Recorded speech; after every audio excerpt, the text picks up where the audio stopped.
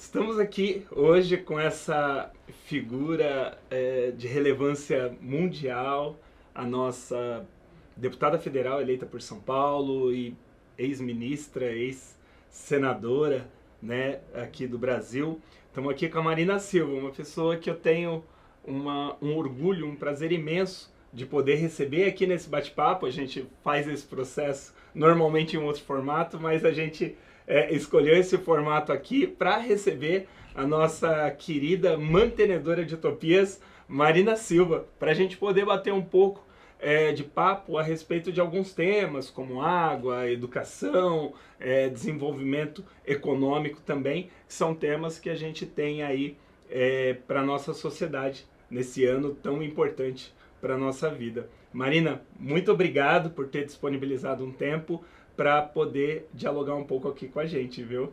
Eu é que agradeço, Fernando. Muito bom fazer aqui essa conversa com você, com as pessoas que te acompanham e vão nos acompanhar nessa jornada aqui que a gente vai falar.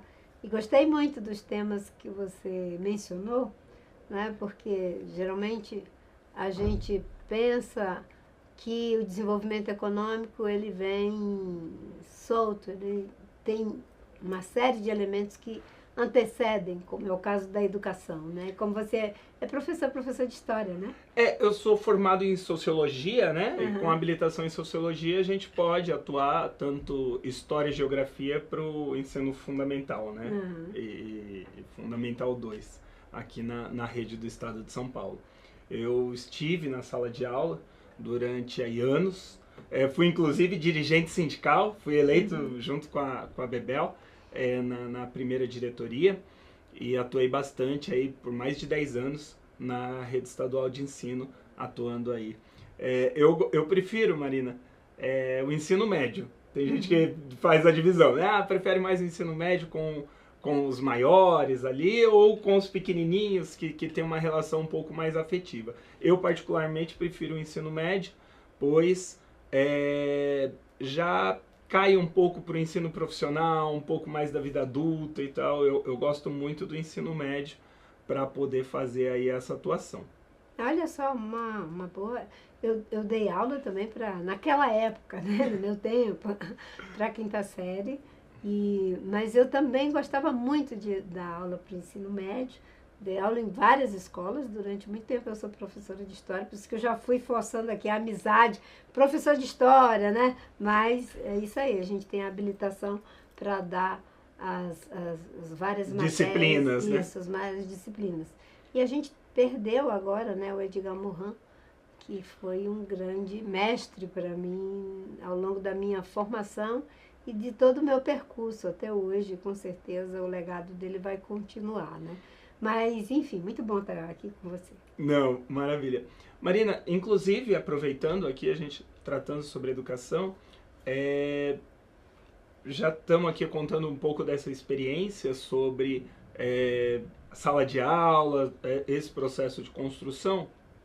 E como foi essa transição de sair da sala de aula para entrar nessa vida política da disputa eleitoral, essa entrada na vida política? Você pode discorrer um pouco para a gente? Então, eu sempre tive uma atuação, quando eu conheci o Chico Mendes com 17 anos, e sempre compreendi que era uma atuação política, mas uma atuação política na sociedade.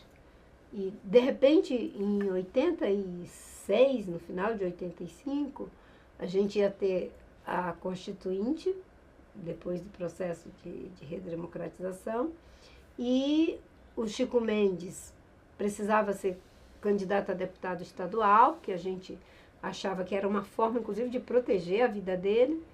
E, de repente, houve toda uma articulação ali. Marina saiu também para deputada federal constituinte, fazendo uma dobrada com o Chico Mendes. E a gente foi super bem votado, mas ele não conseguiu o coeficiente por 160 e poucos votos. Nossa. Eu fui a quinta mais votada das 8 vagas, mas também não conseguimos o coeficiente. E foi ali que eu entrei na política institucional. Não ter ganho para deputada federal, obviamente que foi um prejuízo, porque a gente queria trazer para a Constituinte a luta, Mas eu ganhei em seguida para vereadora, depois para deputada estadual, sempre como a mais votada. E em 94 eu fui eleita senadora. Foi o meu primeiro mandato de senadora. Depois, em 2000, me reelegi como senadora. Foram 16 anos no Senado. Mas foi muito bom, e eu sei que essa também é a tua experiência, ter tido essa inserção no movimento social de um modo geral. Como professora, eu sempre atuei no sindicato dos professores, como uma pessoa de origem, né, das comunidades extrativistas, dos seringueiros, atuando na frente da defesa dos povos indígenas e dos seringueiros, e como pessoa que morava em um bairro periférico, atuando nos movimentos da periferia pela regularização e por serviço de infraestrutura dentro dos bairros periféricos. E como alguém que teve uma passagem no movimento estudantil nas universidades durante os 4 anos da minha formação, então eu era uma pessoa que atuava em muitas frentes, nas comunidades de base, em tudo quanto é canto. E, de repente, eu me vejo num espaço institucional. Aí, o que eu pensei? É transformar aquelas boas ideias em política pública. E eu acho que esse é o grande diferencial. Quando você vem de uma trajetória como a sua, no movimento professor, no movimento de territórios e de preocupação com comunidades, quando você tem a oportunidade de ter um mandato e entende política como serviço, é dar escala para aquilo que às vezes é uma experiência positiva, feita com muito trabalho, muita dificuldade, com pouco dinheiro, pouco recurso humano, e de repente você diz, isso aqui pode virar uma política pública. Que ótimo. Eu acredito exatamente nesse processo, né? Eu participei da minha primeira passeata em 92, a gente pedindo passe livre para estudantes na cidade de Mauá, porque não tinha naquele período, eu tinha 12 anos, meu irmão já fazia parte do movimento estudantil. Começou cedo, hein? Bem cedo, bem cedo. De uma maneira bastante engraçada até, a minha mãe que pediu para eu ir junto com o meu irmão, o mais novo para cuidar do mais velho. Olha só, olha que boa ideia. Mas aquilo foi muito inspirador e entender a luta desde aquele momento, né? Em 92, já na esteira do Fora Collor, houve diversos movimentos, a cidade parou, saía passeata de todos os cantos da cidade de Mauá, no ABC Paulista, para pedir o passe livre para os estudantes. E a gente conseguiu, naquele momento, uma cota de passe livre. E depois, em 96, modificou, foi estabelecido 50% do passe para todos os estudantes da cidade que quisessem. E depois foi colocado 100% para os estudantes, todos que quisessem. Então, a luta forma muito, né, a gente. E eu sempre participei de movimentos sociais, participei de escola de samba, de torcida organizada, sindicato, time de futebol, enfim, fomentador da cultura da cidade. E com isso, a gente conseguiu, quando eu chego na sala de aula, lá na cidade de Mauá, Ribeirão e Rio Grande da Serra, ali as cidades vizinhas, foi bastante gratificante. Eu acho que, e aí agora a gente pensando nessa questão de estar na política institucional também, de alguma forma, eu me inspiro muito nesse processo, nessa história, né, Marina? E te ouvir falar que essa experiência toda é importante para valorizar o processo de construção legislativo e até mesmo no executivo, me inspira muito. Acho que é bem gratificante. Mas é interessante, né? Como a gente tem trajetórias muito parecidas em vários aspectos, né? E, inclusive, essa coisa do cuidado, né? Até me emocionei aqui quando você falou que a sua mãe mandou você com 12 anos com seu irmão mais velho para que o menor cuidasse do maior. E conhecendo você como eu conheço, é uma característica da sua vida, né? Como as nossas mães são sábias, né? E nesse momento de tantas violências contra as mulheres, contra as nossas juventudes preta, e você é um jovem preto, eu fico imaginando o medo que essa mãe tinha de ver o seu filho mais velho ali no meio de uma passeata, de uma mobilização, e fico imaginando, talvez ele com o irmãozinho do lado, ele vai ser o menos arrojado, porque tem que se preocupar com o irmão. Eu acho que foi essa exata a intenção dela, de segurar um pouco. Ele era uma das lideranças daquele movimento. Então, assim que a gente chegou no espaço, ele já subiu no muro, vocalizou. Ele hoje é ator profissional e naquela época ele já fazia esse movimento. Foi fundamental isso na minha formação. E até, já avançando, né, quando eu escolho no vestibular fazer sociologia, porque eu poderia dar aula, né? Tem a questão da pesquisa, mas eu poderia estar na sala de aula, poderia dialogar com a comunidade. E eu aprendi nesse processo que a transformação está na educação. Então, eu atuo na educação, também sou diretor de um cursinho pré-vestibular, né? Onde a gente já aprovou mais de centenas de alunos para entrar na universidade, na região do ABC Paulista, toda a região metropolitana aqui de São Paulo. A gente conseguiu fazer esse movimento porque a gente acredita que a educação ela é transformadora. Através da educação a gente consegue fazer a mudança na vida e na realidade das pessoas. Então eu fui para essa área da educação. Inclusive, Marina, nem sei se eu cheguei a te comentar, eu também comecei, tô de aluno ouvinte na Universidade Federal do ABC. Para ingressar aí num programa de mestrado na área de políticas públicas, mas ali voltado políticas públicas para educação, né? Entender como que esse processo se dá. E o bom disso, né, Fernando, como professor, a gente sabe que a formação tem que ser continuada, né? E buscar esse espaço da gente se atualizar, da gente aperfeiçoar os conhecimentos, as abordagens. Hoje as linguagens mudaram na sala de aula, né? Eu fico imaginando como é ensinar hoje numa sala de aula com uma juventude que é bem diferente da minha e já até diferente da sua, né? Que é bem mais jovem do que eu.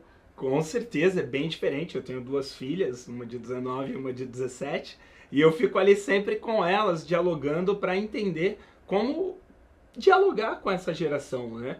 E a ideia, enfim, de estar no mestrado e fazer essa junção, essa interligação, eu sempre fico fazendo ali quando elas recebem os amigos, as amigas, uma sala de testes ali, de situação, tentando ouvir e ver como dialogar, como fazer, porque realmente é uma juventude bem diferente daquela que eu participei, acredito que você também participou, mas é por isso que a gente precisa ter formação continuada, estar sempre antenado e fazendo essas construções, né, Marina? Bem, eu acho que na área da educação a gente consegue atuar bastante e fazer esse movimento. Marina, além dessa questão da educação que a gente tem aqui no estado de São Paulo e também pelo Brasil, né? A senhora veio lá do Acre e eu aqui na região metropolitana de São Paulo, mas os desafios são muito próximos. A gente tem uma questão bastante importante, que é a questão das necessidades básicas das pessoas, né? A gente sabe aqui no estado de São Paulo que muitas crianças vão para a escola para poder se alimentar, para poder ter um espaço seguro de construção.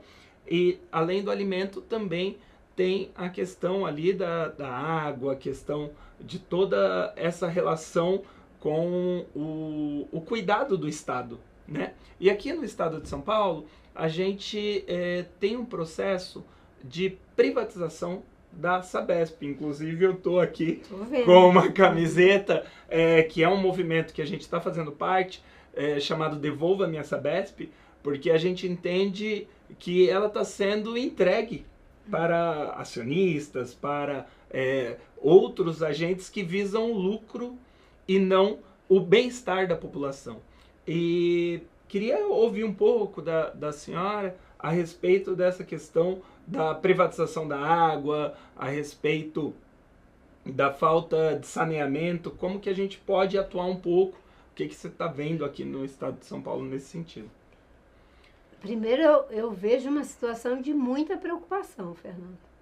E que bom que a população e movimentos como esse que você está liderando, eles estão questionando essa privatização que foi feita fantasiada de eficiência, de dar resposta para o atendimento à população, quando na verdade é uma desresponsabilização do governo do estado com algo que é essencial, que é a água potável tratada para todas as pessoas, né? O tratamento do esgoto de forma correta para as pessoas.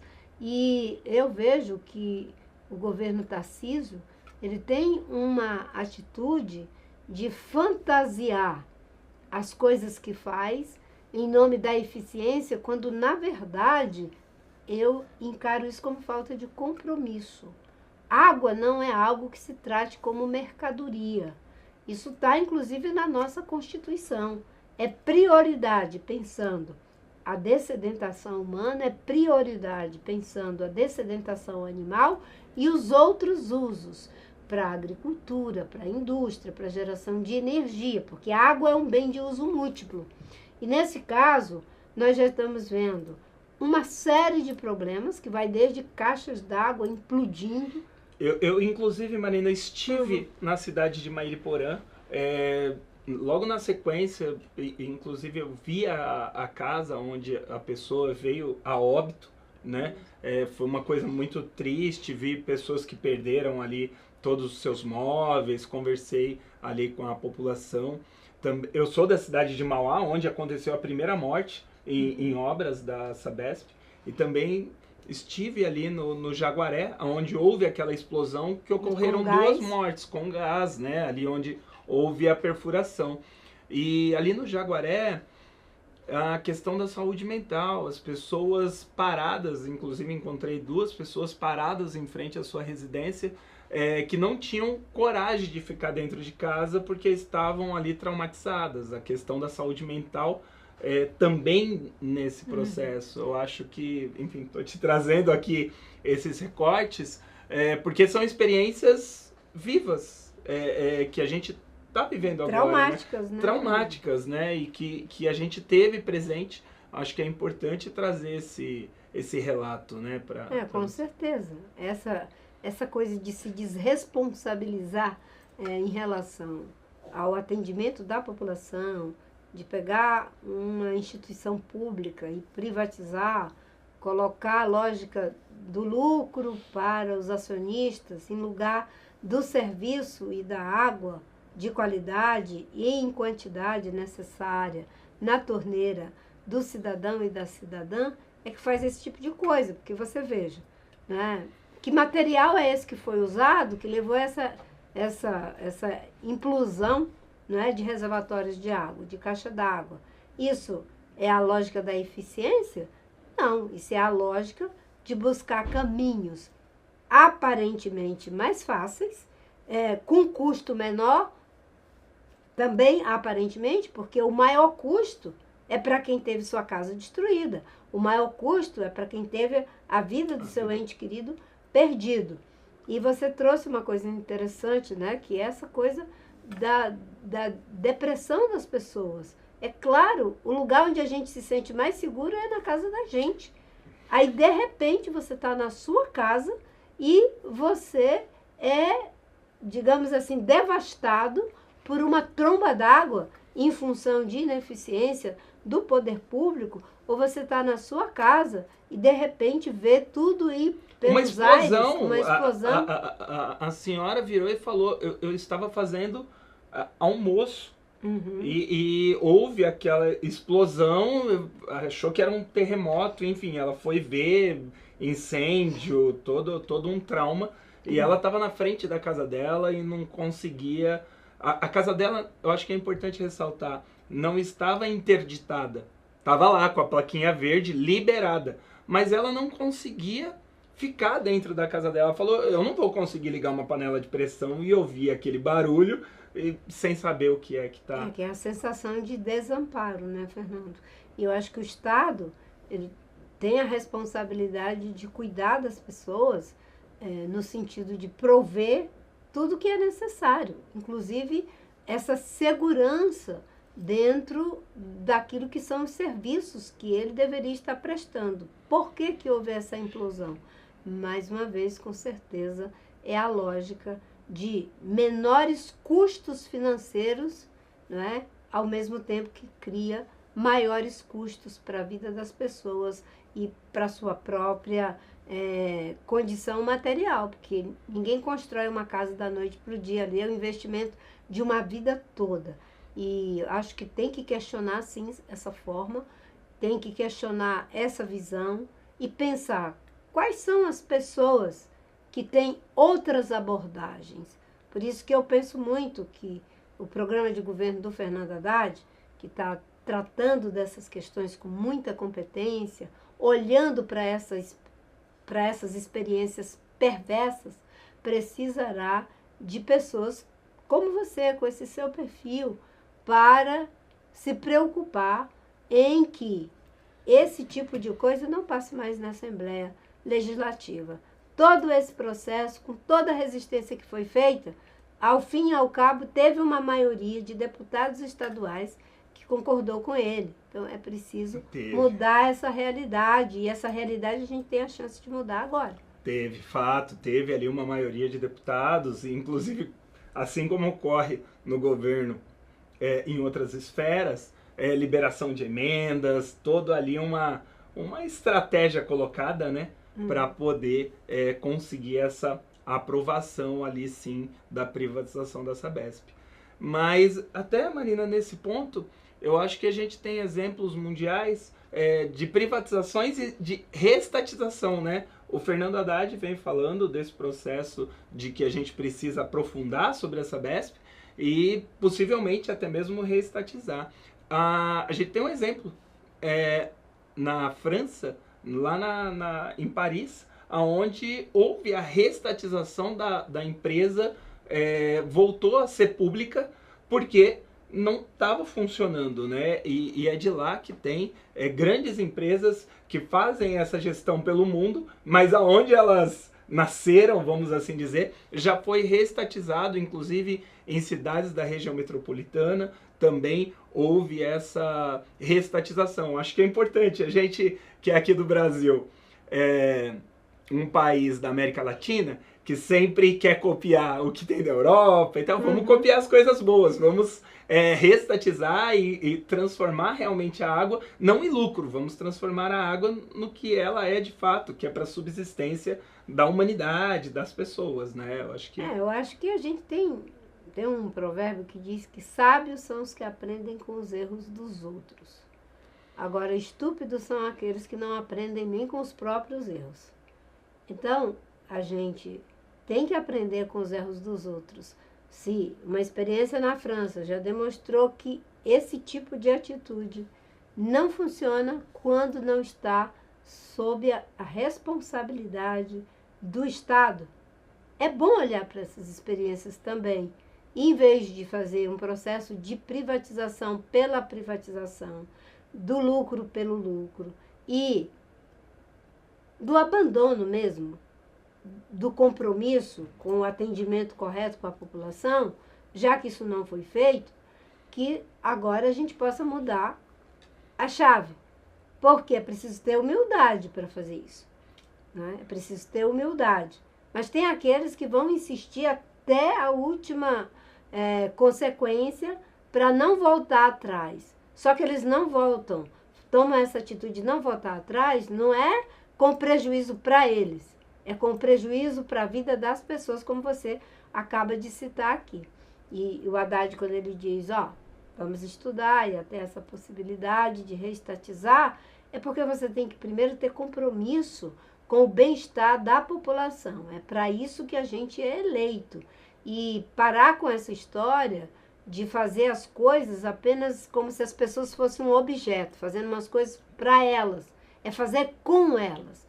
E a população está dizendo que isso não foi uma solução.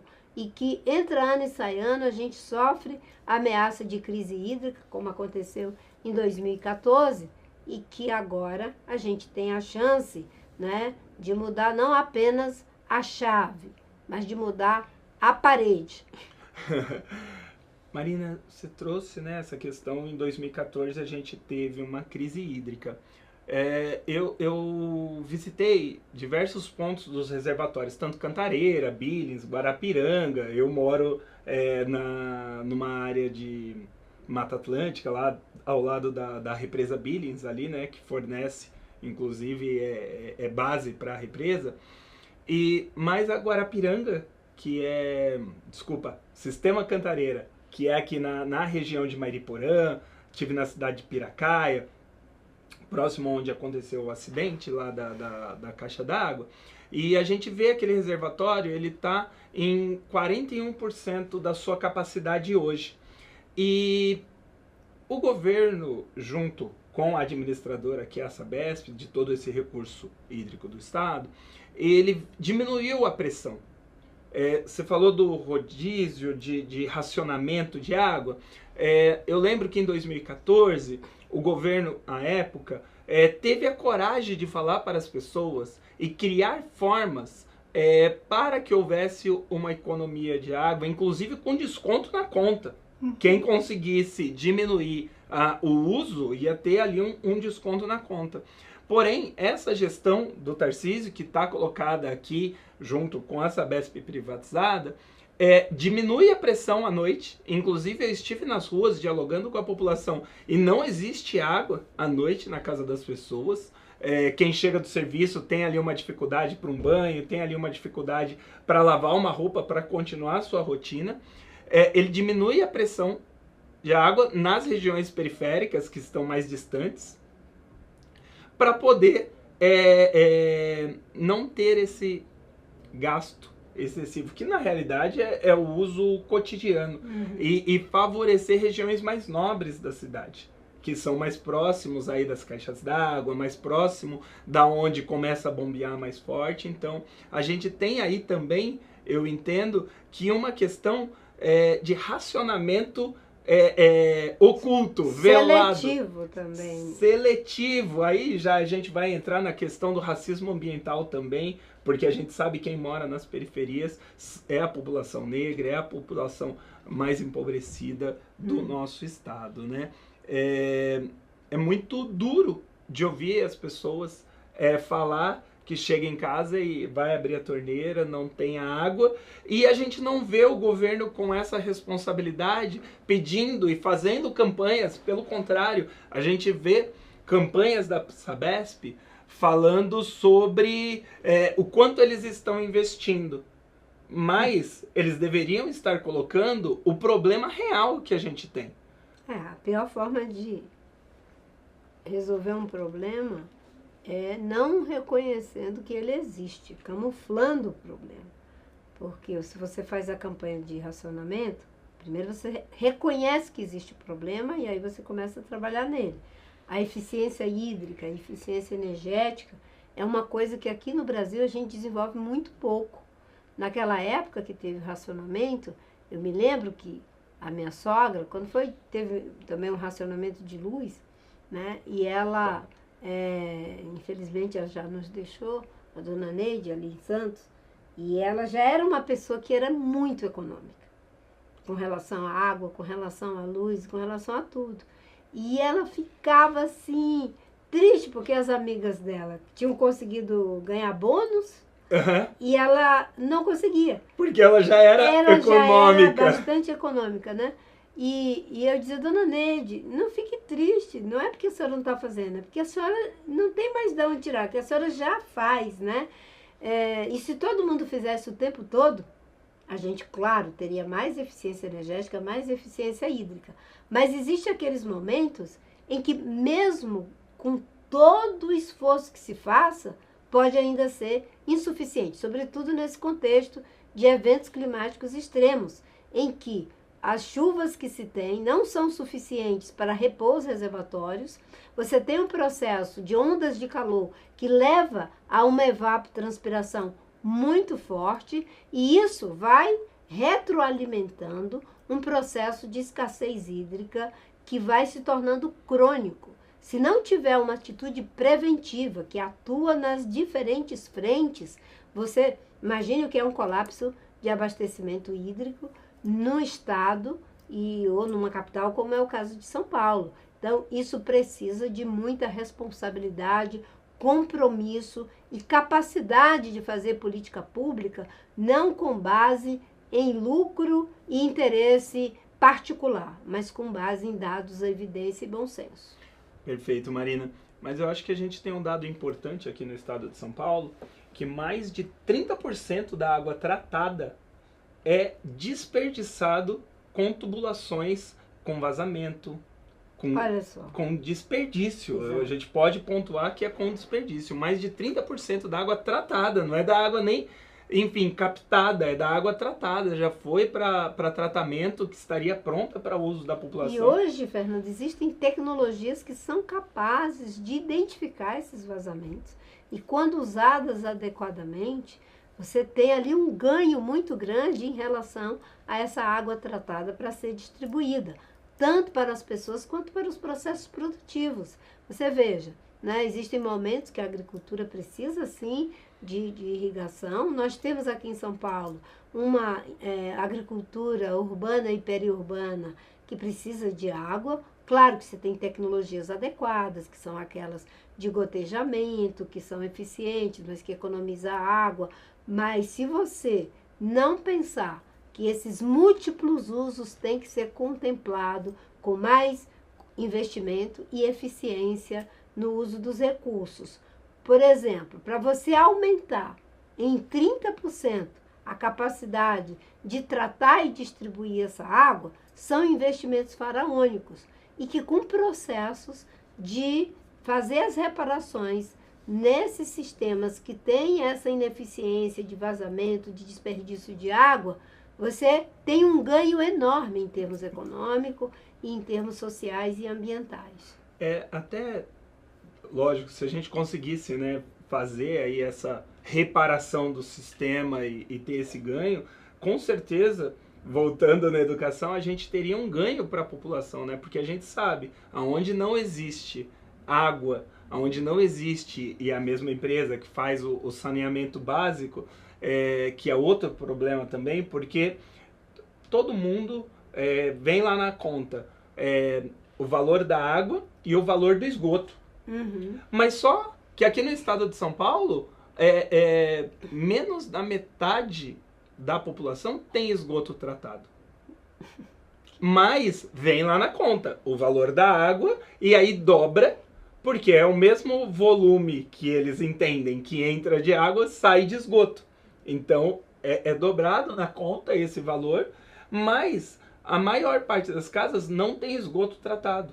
Agora é incrível como o estado mais rico da nossa federação, com maior base tecnológica de conhecimento, né, tem um déficit em termos de tratamento de esgoto nessa magnitude. Né? Não por acaso o Rio Pinheiros, o Rio Tietê estão aí, né, numa situação de décadas tentando um processo de revitalização, de recuperação e que ainda é muito difícil. Por isso que a gente tem que pensar, né, como que esse pagamento que é feito, ele possa retornar para o contribuinte. Agora, numa lógica de um governo que, em vez de pensar no retorno do que é cobrado ao contribuinte, para voltar como um bem, como um serviço para ele, vai para os cofres de uma empresa incompetente, ineficiente, que está criando todos esses prejuízos. Exato. Enfim, a gente sabe dessa questão do tratamento e de toda essa dificuldade. A gente tem ali na região do ABC Paulista, né, a represa Billings, onde até deixo aqui um abraço para o nosso querido guerreiro da Billings, Virgílio. Sim, sim. Também a nossa querida Marta Marcondes, também, que faz ali a medição da água, da qualidade da água, professora da USCS. Mas eles trazem, a gente esteve inclusive juntos lá na represa Billings, visitando aquele espaço ali, aquele reservatório de água, onde tem um acúmulo de dejetos humanos, né? Como traz o Virgílio, enfim, ele prefere trazer de merda colocado ali no fundo da represa, pela falta de tratamento. E a Sabesp faz a cobrança em todos os lugares que eles fornecem a água do esgoto. Eu acho que isso é muito grave e, inclusive, a gente está fazendo um debate, Marina, para levar, de alguma forma, para a Assembleia esse debate, onde não existe tratamento de esgoto, a gente não deveria ter a cobrança. Porque não faz sentido, né? Se você não tem ali... Se você não tem o serviço, por que você está pagando por um serviço que você não recebe? Isso tem outro nome, isso chama calote, né? Perfeito, Marina. É o calote que a Sabesp está dando na população paulista. É um calote sanitário. É um calote sanitário que está acontecendo aqui no estado de São Paulo e a gente precisa atuar nesse sentido, né? Vamos entrar lá na Lesp para poder fazer aí essa atuação. E eu estou torcendo, sabe, Fernando, porque é muito bom conversar contigo, e até pela tua origem, né? Ver que você é uma pessoa que entra mesmo, digamos assim, naturalmente, no dilema daqueles que são menos assistidos, daqueles que muitas vezes não têm como levar suas vozes para os espaços de tomada de decisão. E acho que essa eleição de 2026, ela nos dá a oportunidade, né, das pessoas pensarem, eu quero alguém que faz as coisas comigo ou aqueles que é indiferente ao meu sofrimento. Perfeito, Marina, perfeito. Vamos atuar aí junto nesse processo. Caminhar aqui também por outros setores do nosso estado. Você já trouxe a questão da agricultura periurbana, agricultura, a gente tem a agricultura familiar, o fomento no nosso interior de São Paulo, que é responsável aí pela agricultura familiar, aonde a gente tem a realidade do abastecimento da nossa população, né? Aonde a gente consegue ter a produção. Também tem muita coisa aqui no estado de São Paulo, artesanal, fabricação de queijo. Não é só em Minas que tem queijo, não. Em São Paulo tem queijo também. Essa competição é boa. Tem café, tem queijo, tem ali várias questões. E a gente está fazendo parte dessa questão do desenvolvimento rural e também do turismo rural, que é tão importante aqui no estado de São Paulo, né? As pessoas falam, sai aqui da capital, onde tem da região metropolitana, mais de 20 milhões de pessoas, e gosta de fazer esse turismo de 1, 2 dias, vai até o interior, volta, faz ali esse processo, e a gente está dialogando bastante com esse interior do nosso estado. A senhora esteve no Ministério do Meio Ambiente e é a nossa deputada federal aqui no estado de São Paulo. Pode trazer um pouco dessa experiência, também vem de outros estados, onde que a gente consiga fomentar, né, isso no nosso estado também, Marina? Você consegue falar um pouco para a gente? Primeiro essa questão da agricultura familiar. Geralmente quando a gente fala São Paulo, né, tem uma agricultura vigorosa, principalmente a produção de biocombustível, mas é fundamental que as pessoas tenham sustentação para o seu consumo de alimentos. Isso quem faz é a agricultura familiar. E a agricultura familiar foi abandonada no governo Bolsonaro. No governo do presidente Lula, ele recria o Ministério do Desenvolvimento Agrário exatamente para fomentar o agricultor familiar e dando a ele a oportunidade, inclusive, de aprofundar ainda mais a produção orgânica, de aprofundar mais ainda uma agricultura que seja regenerativa e aprofunde mais ainda o trabalho em cooperação, através das cooperativas, das associações. Toda a parte do Plano Safra foi repensada para ampliar os recursos do Pronaf, para que os agricultores possam não só ter o crédito, mas a assistência técnica. E uma boa parte dessa assistência técnica, por incrível que pareça, foi desenvolvida por eles próprios. Olha só. A experiência vivida, transmitida dos melhoramentos, dos processos de produção, faz com que isso agora ganhe escala, sistematização e retorne para os produtores, inclusive eles trabalhando novas frentes, que são as frentes dos bioinsumos, né, de que eles possam ser os produtores também, né, há todo um processo e uma regulação para isso. Que maravilha. A gente tem conversado muito com produtores locais aqui do interior de São Paulo e eles falam de todo o investimento que o governo federal fez nessa área da agricultura familiar e o fomento, né? Diversos programas colocados. Existe esse reconhecimento da agricultura familiar, mesmo aqui no estado de São Paulo, através, enfim, colocado aí pelo governo federal e seus programas. Marina, o último ponto, não tinha colocado aqui, mas a senhora participou na semana passada a respeito da votação do 6x1. Eu comecei minha trajetória de vida trabalhando no comércio, né? Eu trabalhava de segunda a sexta, das 8 da manhã até as 19 horas. E no sábado a gente trabalhava das 8 da manhã até as 18 horas. Então, era exatamente essa escala. Enfim, e ainda questões particulares, eu ainda trabalhava de domingo, então era 7x0 a minha escala. E quando começou esse debate tão importante, feito inicialmente pela nossa federação, né? Pela deputada ali, a Érica Hilton, que levou essa pauta junto com o vereador do Rio de Janeiro, tão importante, mas também já tinha uma outra, um outro PL colocado de um deputado, acho que do Partido dos Trabalhadores de Minas, colocado, vamos trazer isso também, importante.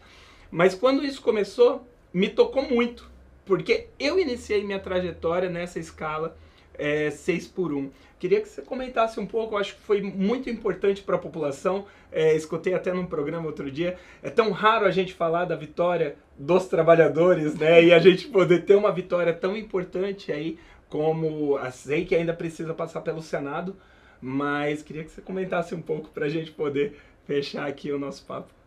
Não, então, é muito interessante verificar como um jovem vereador pauta o assunto, e faz com que depois de quase 40 anos isso ganhe uma força, uma atração incrível e que encontra no Congresso Nacional tanto o Agnaldo de Minas quanto a Érica Hilton e é transformada numa lei em benefício de todos os trabalhadores e trabalhadoras que vivem essa experiência dolorosa de um jovem que tinha que estudar e num regime totalmente desumano para poder, digamos assim, desenvolver, né, a sua vida, como no seu caso, ainda temos 15 milhões de pessoas no nosso país submetidas a esse regime perverso. E esse processo, ele é importante a gente olhar para ele como um ganho tardio, porque a diminuição da jornada de trabalho é uma luta do movimento sindical que vem desde muito tempo. Em 88 tem um ganho que foi reduzido de 48 para 44 horas semanais. Li, Benedita, Lula, um monte de gente que levou essa pauta. E agora, quase 40 anos depois, a gente consegue uma redução de 44 para 40 horas semanais. E ainda estão tentando fazer uma manobra, que é a proposta do Flávio Bolsonaro, de perder o que nós já conquistamos na Câmara dos Deputados, porque eles não tiveram coragem de se colocar ali contrários, e agora eles fizeram uma disfarçatez que não vai assegurar esse ganho se passar essa proposta. Mas não vai passar, porque o que ele está propondo, como bem disse a deputada Érica Hilton, é a jornada agora 7x0 de descanso.